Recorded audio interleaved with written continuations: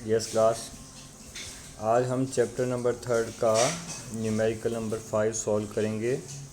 Okay, इस numerical का भी कंसेप्ट वही है। चैप्टर के मोस्ट ऑफ न्यूमेरिकल में वो ही काम कर रहे हैं हम बार बार। क्या? वही revolution account, partners, capital account, balance sheet. थोड़े बहुत अगर कुछ चेंज होता भी है ना, तो क्या बदल रहा है? पार्टनर्स कैपिटल अकाउंट के जो एडजस्टमेंट होते हैं ना, वो थोड़े बहुत बदल जाते हैं। अदरवाइज न्यूमेरिकल में बदलने जैसा कुछ भी नहीं रहता। ओके, तो आज मैं अभी पढ़ना स्टार्ट कर रहा हूँ। आप अपनी बुक में चैप्टर नंबर 3 का 5वां सवाल निकाल लीजिए, और जैसे जैसे मैं बुक में पढ़ूंगा वैसे वैसे आप भी देखिएगा, और मैं कुछ एडजस्टमेंट में बुक के अंदर ही साथ के साथ बताने की कोशिश करूँगा, तो तुम समझ ना होंगे। ओके, चलिए देखते हैं। ए बी सी 3 साझेदार हैं जो लाभ हानि का बंटवारा पूंजी के अनुपात में करते हैं, और 31 मार्च 17 का क्या दिया गया है, उनका चिट्ठा दिया गया है, जिसमें लेनदार कितने के हैं? 6000 के। ईपीएफ एम्प्लॉयज़ प्रोविडेंट फंड कितना है? 900। ए बी सी कैपिटल है 16000, 12000, 8000, और कंटीजेंसी रिजर्व कितना? संदिग्ध आयोजन सही संदिग्ध संचय बोलते हैं इसे। कंटीजेंसी रिजर्व कितना दे रखा है? 9000। इधर दे रखा है कैश एट बैंक 5500। डेप्टर 5000 के हैं, जिसमें से 100 रुपये का पीबीडी माइनस किया तो 4900 आ रहे हैं। स्टॉक में कितना आ रहा है? 8000। प्लांट मशीन में कितना जा रहा है? 8500। और फैक्ट्री लैंड एंड बिल्डिंग की वैल्यू कितनी दी गई है? 25000 रुपये दी गई है। ये तो है हमारा चिट्ठा। अब अन्य सूचनाएं देखते हैं। इस सवाल में एक एडजस्टमेंट है, वो बहुत ही अच्छा है, वो पहली बार किसी न्यूमेरिकल में आएगा आज। बी ने निवृत्ति ली है और उस समय संपत्तियों का या दायित्वों का मूल्यांकन इस प्रकार से किया गया है। क्या? स्टॉक नंबर 1 पॉइंट है ये। स्टॉक पर जस्ट 6% क्या लगाना है? ह्रास लगाना है। और पीबीडी जो है वो 5% तक बनाना है। देनदारों का 5% क्या बनाना है? पीबीडी बनाना है। फैक्ट्री लैंड एंड बिल्डिंग को 20% से बढ़ाना है। 770 रुपये का प्रोविज़न बनाना है, किसके लिए? बकाया कानूनी व्ययों के लिए। और फर्म की ख्याति कितनी निर्धारित की गई है? 10,800 निर्धारित की गई है। और बी की ख्याति का समायोजन ए व सी के माध्यम से किया जाएगा, और ए व सी का नया अनुपात कितना है? 5:8 है। ये तो हमें भी पता है। देखो, ये लाइन लिखने का कोई सेंस नहीं है ना, हमें पता ही है कि जाने वाले साझेदार को ख्याति का पैसा कौन देता है? रिमेनिंग पार्टनर देते हैं ना, तो इस लाइन का तो कोई मतलब ही नहीं है, मगर फिर भी लिख दिया तो इसने और इजी बना दिया तुम्हारे लिए कि जाने वाले बी को ख्याति का पैसा कौन देगा? ए और सी देंगे। किस अनुपात में देंगे ये आपको पता है। गेनिंग रेशियो में क्या देते हैं? रिमेनिंग पार्टनर रिटायरिंग पार्टनर को शेयर देते हैं। ओके, अब इसका जो लास्ट एडजस्टमेंट है वो पहली बार किसी सवाल में काम आएगा। ये पूंजी का समायोजन है, इस चैप्टर का पूंजी का समायोजन है। ये क्या है? देखिए ढंग से पढ़िएगा।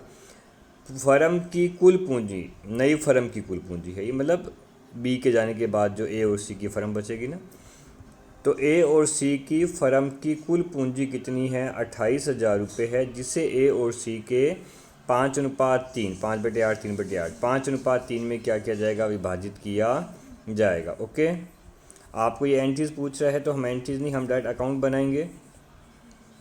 बी को सारा का सारा पेमेंट क्या करना है? नगद में करना है, लिखा भी है इसके अंदर। नहीं, बी का तो मामला है, बी का मामला तो लोन अकाउंट में जाएगा।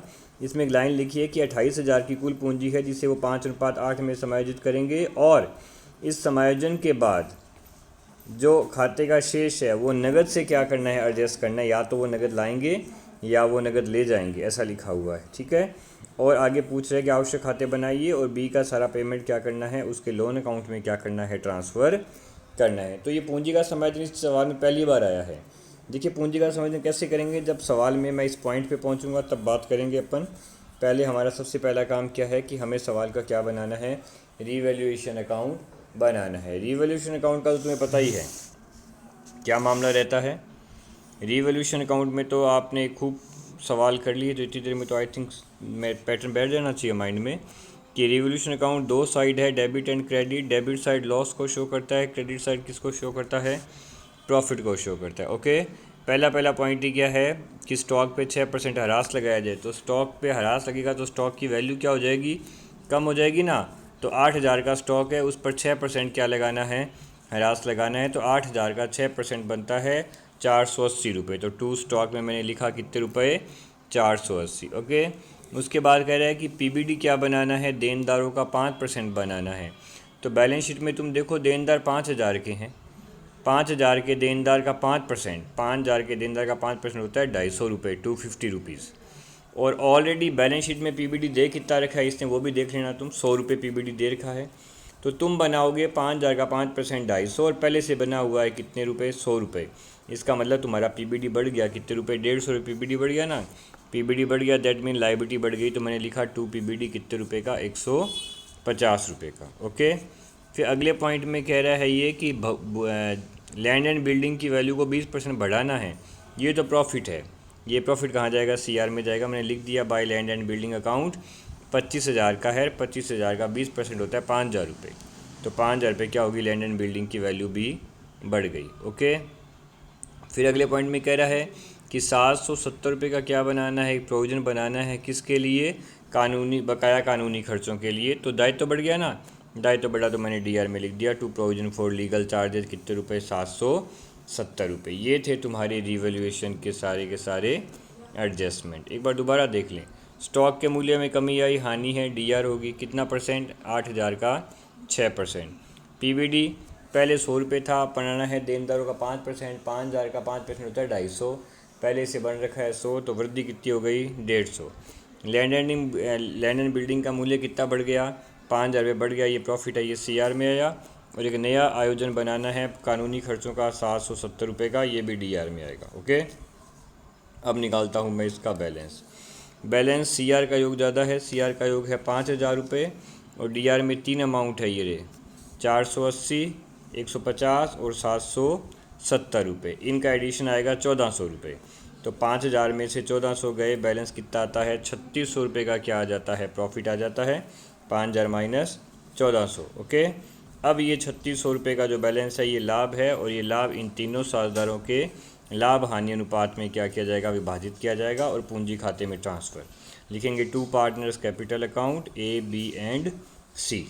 अब अगला काम क्या है, अगला काम ये है कि ये कह रहा है कि लाभ हानि का अनुपात कहाँ से आएगा। लाभ हानि का अनुपात ये कह रहा है पूंजी का अनुपात है, जो कैपिटल का रेशियो है ना वही P&L का रेशियो है। तो आपको कैपिटल रेशियो क्या करना पड़ेगा, निकालना पड़ेगा। सवाल में कैपिटल देखिए मैंने नीचे यहाँ पे काउंट कर दिया है, capital ratio A, B and C. A की पूंजी है 16,000, बी की है 12,000, सी की है 8,000। मैंने इन्हें 2 की टेबल से पहले काटा, 8, 6, 4, फिर और छोटा कर दिया 2 की टेबल से ही, तो 4:3:2। ये क्या बन गया, हमारा लाभ हानि का अनुपात बन गया। और जो 3,600 रुपये का प्रॉफिट आया था उसे इस 4, 3, 2 के अनुपात में क्या किया गया है, बांटा गया है। 3,600 का 4/9, 3,600 का 3/9, 3,600 का 2/9। तो ये आएगा 1,600, 1,200 और 800 रुपये। और कुल लाभ का हमने 3 टुकड़ों में विभाजन किया है, कौन से अनुपात में, पूंजी के अनुपात में, क्योंकि ये बोल रहा है कि पूंजी के अनुपात को ही क्या मानना है, आपको लाभ हानि का अनुपात मानना है। ओके, चलिए यहाँ तक तो हमने क्या बना लिया, अपना रिवैल्यूएशन अकाउंट बना लिया। अब बारी किसकी आती है, पार्टनर्स कैपिटल अकाउंट की। वही पार्टनर्स कैपिटल अकाउंट आपको पता है, 3 कॉलम डीआर के बनेंगे, 3 कॉलम में क्या बनेंगे, सीआर के बनेंगे। पूंजी दायित्व है, दायित्व का प्रारंभिक शेष आपको पता है, दायित्व का प्रारंभिक शेष क्या चलता है, सीआर चलता है। सबसे पहले मैंने लिखा by balance BD, opening balance of capital account. By balance BD कहाँ से आएगा, बाय बैलेंस सीडी पुरानी बैलेंस शीट से आएगा। 16,000, 12,000, 8,000 सवाल के अंदर दे रखे हैं। तो सवाल करते समय किताब सामने रखनी है, ऐसा नहीं हो कि मैं ऐसे ही बोल रहा हूँ तुम कहीं कि तो किताब कहते पता ही नहीं है, नहीं, बुक सामने रहनी चाहिए, बुक में पढ़ पढ़ के सवाल हो रहा है। ऐसा कुछ नहीं कि मैंने हर कुछ भी बोल रहा हूँ, मैं किताब में देख के बता रहा हूँ। तो आप अपनी बुक अपने पास रखेंगे जब भी आप वीडियो सीन करें। ओके, तो बाय बैलेंस बीडी में मैंने पहले ए की पूंजी लिखी 16,000, बी की लिखी कितनी 12,000, सी की कितनी लिखी 8,000। ये मैंने तीनों की पूंजी लिख दी। अब हम क्या करते हैं हमेशा कि सबसे पहले हम बैलेंस शीट को चेक करते हैं कि बैलेंस शीट में पूंजी के अलावा और कुछ ऐसा है जो पूंजी खाते में आने वाला है, जैसे बाय बैलेंस बीडी के अलावा और क्या आ सकता है चिट्ठे से। तो देखो चिट्ठे के अंदर पूंजी के नीचे कंटीजेंसी रिजर्व दिया है।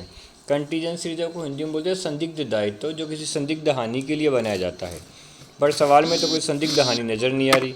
तो ये जो कंटीजेंसी रिजर्व है इसे जस्ट लाइक जनरल रिजर्व हम क्या करते हैं, इन तीनों में डिवाइड कर देते हैं। तो मैंने लिख दिया बाय कंटीजेंसी रिजर्व, वो 9,000 का है, और उससे ऊपर वाला जो रेशियो है ना 4, 3, 2 में बांट दिया। तो 4,000, 3,000 और 2,000, 9,000 का कंटीजेंसी रिजर्व तीनों में क्या कर दिया गया है, डिवाइड कर दिया गया है। फिर ईपीएफ देखो ईपीएफ ऐसा फंड है जो कभी भी पार्टनर्स को नहीं मिलता, मैं ये बार बार बता रहा हूँ, ये आ भी बार बार ही रहा है। ईपीएफ कभी भी पार्टनर्स में डिवाइड नहीं होगा, कंटीजेंसी रिजर्व करना था, उसे मैंने 4-3-2 में 9,000 को बांट दिया। अब मैं आता हूँ एसेट साइड में। क्या एसेट साइड में कोई गुडविल, कोई P&L ऐसा कुछ है? नहीं, ऐसा कुछ नहीं है। होते तो उन्हें हम डीआर साइड में क्या करते, तीनों में डिवाइड कर देते। चलो ये भी रफड़ा नहीं है। फिर बारी आती है किसकी, रिवोल्यूशन के प्रॉफिट की। ये स्टेप बाय स्टेप चल रहे हैं हम, पहले बैलेंस शीट का काम कर लिया, अब रिवोल्यूशन पे आ गया मैं। रिवोल्यूशन के अंदर तो प्रॉफिट है तीनों का, तो तीनों का प्रॉफिट तीनों के खाते में मैंने CR कर दिया बाय रिवोल्यूशन। 1600, 1200 और 800 रुपये रिवोल्यूशन के क्या कर दिए मैंने, ट्रांसफ़र कर दिए। ओके, अब आते हैं हम सवाल की अन्य सूचनाओं में। अन्य सूचनाओं में बाकी सब तो पुनः मूल्यांकन वाली है ना। ये पॉइंट नंबर जो E है, ABCDE, ई के अंदर दिया गया है कि ख्याति का मूल्यांकन 10,800 किया गया है, और इस ख्याति के अंदर जो बी का हिस्सा है वो उसे कौन देंगे, ए और सी देंगे। कौन से रेशो में, गेनिंग के रेशो में। अब ये काम करने के लिए तो तुम्हें वर्किंग नोट पहले बनाना पड़ेगा, क्योंकि मैं हमेशा ये करता हूँ ख्याति के समायोजन के लिए। मैं तुम्हें हमेशा ही पहले क्या बना के बताता हूँ, चिट्ठा बना के बताता हूँ, और चिट्ठे के माध्यम से ही मैं ख्याति को एडजस्ट करता हूँ। हर सवाल में हमने यही किया है। तो मैं यहाँ पहले तुम्हें गुडविल की काउंटिंग सिखा रहा हूँ। सबसे पहले मुझे निकालना है बी का ख्याति में हिस्सा कितना है, क्योंकि कुल ख्याति 10,800 दे रखी है। बी का हिस्सा है 3/9, 4-3-2 है ना, ये रहा 4-3-2।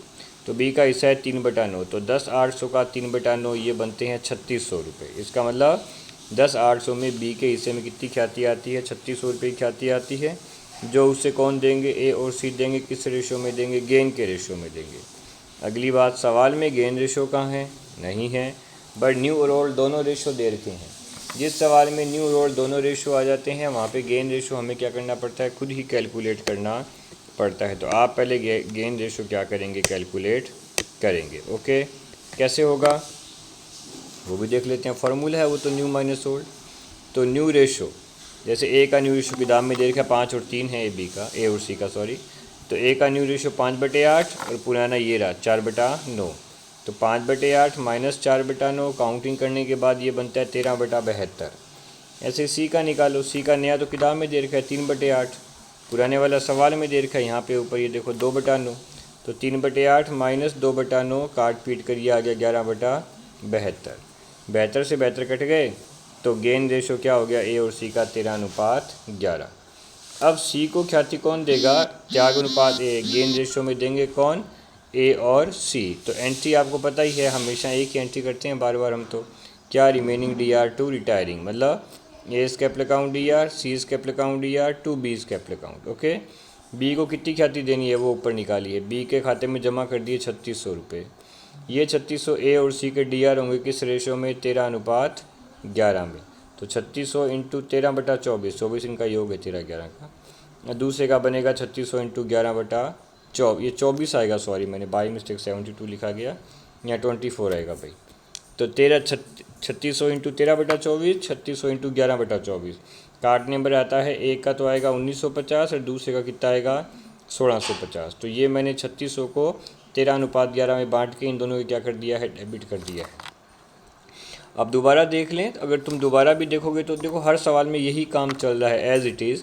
सबसे पहले कुल ख्याति में जाने वाले का हिस्सा निकालते हैं, फिर गेन रेशो निकालते हैं, फिर वो ख्याति जो है जाने वाले की वो इस गेन रेशो में क्या की जाती है, डिवाइड की जाती है, और एंट्री बन जाती है remaining partners capital account DR to retiring partner capital account. जब मैंने 3600 को इस अनुपात में बांटा तो ए को तो डीआर किया 1950 और बी को डीआर कितना किया 1650, और बी के खाते में जमा कितने कर दिए 3600 रुपये गुडविल के क्या कर दिए, जमा कर दिए। ओके, अब ये मामला हमें अकाउंट में क्या करना है, पोस्ट करना है। ऊपर जो सवाल दे रखा है उसके अकाउंट में क्या करना है, पोस्ट करना है। तो एंट्री पोस्ट करनी है। एंट्री में ए और सी डीआर हो रहे हैं, तो एंट्री में ए और सी को मैंने डीआर किया बी के नाम से 2B, ए को भी डेबिट कर दिया और सी को भी डेबिट कर दिया। ए को डेबिट किया 1950, सी को डेबिट किया 1650। ओके, जो ए और सी के डेबिट हुआ है वही पैसा बी के क्या हुआ है, क्रेडिट हुआ है ए और सी के नाम से। बाय ए एंड बाय सी वही 3600 रुपये इन दोनों में डिवाइड किए 1950 और 1650 के नाम से। ठीक है, ये हो गया तुम्हारा गुडविल का समायोजन। गुडविल का इजी एडजस्टमेंट, और एक ही टाइप है, एक ही पैटर्न है, उसमें कोई रत्ती भर भी आई थिंक चेंज नहीं आता ना। तो आप एक ही बात ध्यान रखें, जाने वाले की ख्याति उसके तो होगी CR, अब बाकी लोगों की क्या होगी, डी आर कौन से रेशो में, गेनिंग रेशो में। इतना भी याद रख लो तो बहुत बड़ी बात है कि जाने वाला C R, remaining partner D R, कौन से रेशो में, गेनिंग रेशो में। ओके, यहाँ तक हमने काम कर लिया। अब मेरा अगला स्टेप, पूंजी का समझ मैं बाद में करूँगा, पहले मैं बी का हिसाब करता हूँ कि बी का हिसाब करो, क्योंकि इसमें लिखा है कि बी का सारा पेमेंट उसके लोन अकाउंट में डाल देना। तो मैंने बी का सी आर का योग लगाया, 12,000, 3,000, 1,200, 1,950, 1,650, जोड़ के आ रहे हैं 19,800। डी आर कॉलम उसका खाली है, तो सारे का सारा 19,800 मैंने उसके लोन अकाउंट में क्या कर दिया है, ट्रांसफ़र कर दिया है कि बी का सारा शेष उसके लोन खाते में क्या कर दिया जाए, ट्रांसफ़र कर दिया जाए, जो फर्म उसे धीरे धीरे बाद में क्या कर देगी, किस्तों में पेड कर देगी। ये तो हुआ बी का हिसाब कि बी का बैलेंस तो गया लोन अकाउंट में, खाता हो गया उसका परमानेंट क्लोज। अब बारी आती है ए और सी की। यही सवाल घूमेगा, क्योंकि सवाल में दिया हुआ है लास्ट पॉइंट में कि नई फर्म की कुल पूंजी, कुल पूंजी का मतलब होता है बैलेंस शीट। नई फर्म की पूंजी मतलब बैलेंस शीट, सीधी सी बात, नई फर्म की पूंजी बैलेंस शीट को बोलते हैं। तो आपकी सवाल के अंदर नई फर्म की कुल पूंजी कितनी है, नई फर्म की कुल पूंजी है 28,000, जिसे दोनों पार्टनर्स के पी एंड एल रेशो में क्या किया जाएगा, एडजस्ट किया जाएगा। तो अभी मैं कर देता हूँ पी एंड एल रेशो में तो एडजस्ट। तो मैंने क्या, देखो नॉर्मली अपन बैलेंस शीट कैसे निकालते हैं, सी आर को जोड़ते हैं, डी आर माइनस करते हैं, ये किया ना। इस सवाल में ऐसा नहीं होगा। इस सवाल में होगा क्या कि जो फर्म की कुल पूंजी दी गई है 28,000, उसे ए और सी के पी एंड एल रेशो जो नया दिया है ना 5 और 3 में क्या करें, डिवाइड करें। तो जब फर्म की 28,000 की पूंजी को मैंने ए और सी में डिवाइड किया 5 और 3 के अनुपात में, तो ए के हिस्से में आ रहे हैं 17,500 और बी के हिस्से में कितने आ रहे हैं 10,500। ये 17,500 और 10,500 क्या बनेंगे, अब इन दोनों के बैलेंस शीट ही बनेंगे। यही बात समझने वाली थी कि इस चैप्टर के अंदर पूंजी के समायोजन में क्या होता है, कई दो सीन है। जैसे एक तो ये है फर्स्ट सीन, इसमें पूंजी दी आती है और हमें उस पूंजी को जो बचे हुए साझेदार हैं उनके नए पी एंड एल रेशो में डिवाइड करना है और उसे बैलेंस सी डी की जगह क्या करना है, पोस्ट करना है। तो हमने क्या किया, पहले 28,000 की पूंजी को इनके 5-3 के रेशो में बांटा, 17,500 और 10,500 आए, और ये 17,500 और 10,500 क्या बन गए, इनके बैलेंस सी डी बन गए ए और सी के। नॉर्मली हम बैलेंस सी डी वैसे निकालते हैं कि सी आर का जोड़ो डी आर घटाओ तो बैलेंस सी डी आएगा, मगर यहाँ तो क्या हो रहा है, बैलेंस सी डी अपने आप ही आ रहा है, ऑटोमेटिक एडजस्टमेंट से आ रहा है। अब नॉर्मली बैलेंस सी डी लिखने का मतलब क्या होता है, नॉर्मली जब मैं बैलेंस सी डी लिखता हूँ तो मेरा एक मतलब होता है खाते के दोनों पक्षों का योग बराबर है और ये बैलेंस सी डी आ गया। बट यहाँ बैलेंस सी डी वैसे थोड़ी है C R minus D R से, यहाँ तो बैलेंस सी डी इस तरीके से आया है, एडजस्टमेंट से आया है। तो एक बार आप खाते का मिलान कर लें कि क्या दोनों तरफ मैच हो रहा है क्या, जैसे ए के दोनों साइड मैच है क्या, बी के दोनों साइड मैच है क्या। अगर मैच नहीं हो रहे हैं तो तुम्हें मैचिंग बिठानी पड़ेगी, और इसने लिखा भी है कि अगर खाता मैच नहीं करता है लास्ट पॉइंट में, तो जो भी शेष आएगा वो कैश अकाउंट में क्या करना है, ट्रांसफ़र करना है। तो आप ए और सी का बैलेंसिंग फिगर निकालो, बैलेंस शीट तो निकाल दिया ना, आप बैलेंसिंग फिगर निकालो, वो बैलेंसिंग फिगर तुम्हें कैश अकाउंट में क्या करना है, ट्रांसफ़र करना है। ओके, थोड़ा सा देखो, अभी मैं इसे कॉम्प्लिकेटेड तो नहीं कह सकता, बट थोड़ा सा ये समझने वाली बात है कि हमने बैलेंस शीट निकाल दिया सवाल का, और बैलेंस शीट निकालने के बाद हमें क्या निकालना है, बैलेंसिंग फिगर निकालना है। ये प्रॉब्लम उन्हीं न्यूमेरिकल्स में आएगी जहाँ पूंजी का समायोजन हो, जैसे यहाँ पूंजी दी है 28,000, या एक ऐसा और अभी आगे आएगा, वो भी तुम्हें टाइम आने पर ही बताऊँगा, पहले तुम कन्फ्यूज़ हो जाओगे। तो जैसे मान लो यहाँ पे पूंजी दी है, तो पूंजी दी है तो उस दी हुई पूंजी को रिमेनिंग पार्टनर्स के पी एंड एल रेशो में बांटो और क्या कहाँ लिख दो, बैलेंस सी डी की जगह लिख दो। और बैलेंस सी डी की जगह लिखने के बाद तुम्हें क्या करना है, खाते का बैलेंस निकालना है, और इसके कहे अनुसार बैलेंस को कैश अकाउंट में डाल देना। मतलब अगर सी आर का योग ज़्यादा है तो बैलेंस को टू कैश लिख देना, और यदि बाई चांस डी आर का योग ज़्यादा है तो बैलेंस को बाई कैश के नाम से लिख देना। ओके, तो पहले मैं ए का बैलेंस चेक करता हूँ। ए का सी आर का योग आ रहा है 21,600, 16,000 प्लस 4,000, 16 और 4 20, 20 और 1600 कितने हो गए, 21,600। ये 21,600 इसका योग है। अभी इस 21,600 में से मैं क्या माइनस करूँगा, एक तो ये बैलेंस शीट जो मैंने ऑलरेडी डायरेक्ट निकाल लिया, और ऊपर वाले कितने रुपए 1950। तो ये 1950 और 17,500 को मैंने जोड़ के 21,600 में से क्या कर दिया, मैंने माइनस कर दिया। तो 21,600 में से जब 1950 17,500 माइनस होंगे तो डिफरेंस कितना आएगा, डिफरेंस आएगा तुम्हारा 2150, जिसे हमने कैश अकाउंट में क्या किया है, ट्रांसफ़र किया है। ये तरीका है बैलेंस निकालने का। काम तो वही किया, मगर सीडी पहले आया और बैलेंसिंग फिगर क्या आया, बाद में आया। और वो बैलेंसिंग फिगर कैश अकाउंट में क्या कर दिया गया है, ट्रांसफ़र कर दिया गया। एक बार दोबारा देख लो, जिसका एक और जिस जो एक और समझ गया उसी का तो अपने आप ही समझ जाएगा। ए का योग है 21,600, सी आर का ज़्यादा आ रहा है, और इस सी आर के 21,600 में से आपको 1,950 रुपये ये और 17,500 ये माइनस करने हैं। जब ये माइनस हुए तो बैलेंसिंग फिगर कितना आया है, मैंने लिख भी दिया यहाँ पे, टू कैश। बैलेंसिंग फिगर आए 2150, मतलब ए का सी आर का योग ज़्यादा था तो वो खाते से 2150 रुपये क्या कर सकता है, निकाल सकता है, विड्रॉ कर ले। टू कैश का मतलब पैसे निकाल ले भाई, क्योंकि तेरा सी आर का योग क्या आ रहा है, ज़्यादा आ रहा है। बी का तो वैसे ही मैच हो गया, वो रिटायरिंग पार्टनर था, उसका बैलेंस तो मैंने पहले से लोन अकाउंट में डाल रखा था।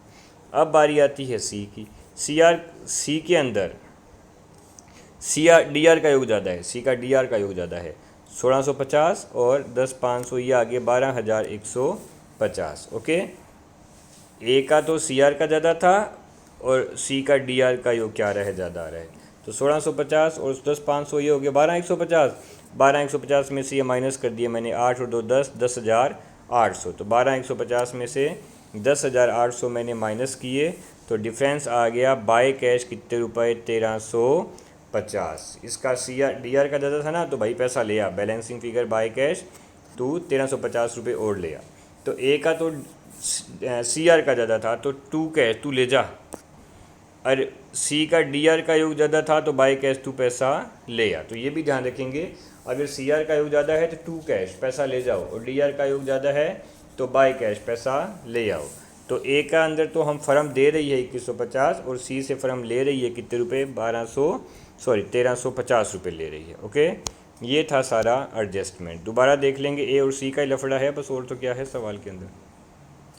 ए का क्रेडिट का योग ज़्यादा था तो डिफरेंस का पैसा किस में गया, टू कैश में, और सी का डेबिट का योग ज़्यादा था तो डिफरेंस का पैसा क्या गया, बाय कैश में चला गया। सीडी बैलेंस पहले लिखा गया है और बैलेंसिंग फिगर क्या निकाला गया है, सवाल का बाद में निकाला गया है। ओके, इतना करने के बाद हमने क्या किया है, इतना करने के बाद हमने इस मामले को आगे कंटिन्यू किया। यस, यहाँ तक पहुँच गए। यहाँ तक पहुँचने का मतलब है कि आपका अब बैलेंस शीट वाला वर्क क्या बचा है, पेंडिंग बचा है। तुम्हें क्या बनानी है, अब केवल बैलेंस शीट ही बनानी है। चलिए आप बैलेंस शीट की ओर अपना थोड़ा रुख करते हैं कि चिट्ठा क्या बोल रहा है हमें। चिट्ठे में तो क्या बोलेगा, चिट्ठा तो वही बात हमेशा वाली, एडजस्टमेंट करने हैं चिट्ठे में, तो तुम्हें और क्या करना है। सबसे पहले बैलेंस शीट के अंदर लायबिलिटी साइड में आते हैं। लायबिलिटी साइड में मैंने ए और सी की पूंजी लिखी, जो बैलेंस शीट के अंदर मैंने लिखी थी ना, ये वाली 17,500 और 10,500, कुल कितनी हो गई, 28,000। ओके, फिर ईपीएफ सवाल के अंदर जो पुराने वाली बैलेंस शीट है ना, उसमें ईपीएफ 900 दे रखा है, तो उसमें कोई चेंज नहीं हुआ, तो हमने वही का वो लिख दिया। फिर आया बी का लोन, क्योंकि बी का जो बैलेंसिंग फिगर था वो तो लोन अकाउंट में डाला था, तो बी का लोन मैंने पूंजी खाते से देख लिया, 19,800 बी का बैलेंसिंग फिगर था। फिर क्रेडिटर्स, ये पुराने वाली बैलेंस शीट में 6,000 के दिए थे, तो नई में भी 6, क्योंकि इनमें कोई चेंज नहीं हुआ। और एक नया प्रोविजन बना था, प्रोविजन फॉर लीगल एक्सपेंस, कितने रुपए का, 770 रुपये का, वो लिख दिया, और योग आ गया 55,470 रुपये। तो ए और सी की पूंजी कहाँ से आई, ये वाली है बैलेंस शीट वाली। ईपीएफ पुराने वाली बैलेंस शीट से आया। बी का लोन, बी के पूंजी खाते का शेष 19,800। क्रेडिटर पुरानी बैलेंस शीट से आए, और ये नया समायोजन अन्य सूचनाओं से आया। लैंड एंड बिल्डिंग की वैल्यू पहले 25,000 थी, 5,000 बढ़े तो कितनी हो गई, 30,000। प्लांट एंड मशीन में कोई चेंज नहीं हुआ, वो 8500 पहले था, 8500 आज है। स्टॉक पहले 8,000 का था, बट 6% 480 रुपये उसकी वैल्यू घटी, तो वो रह गया कितने रुपए, 7,520 रुपये, 6% वैल्यू माइनस हो गई थी।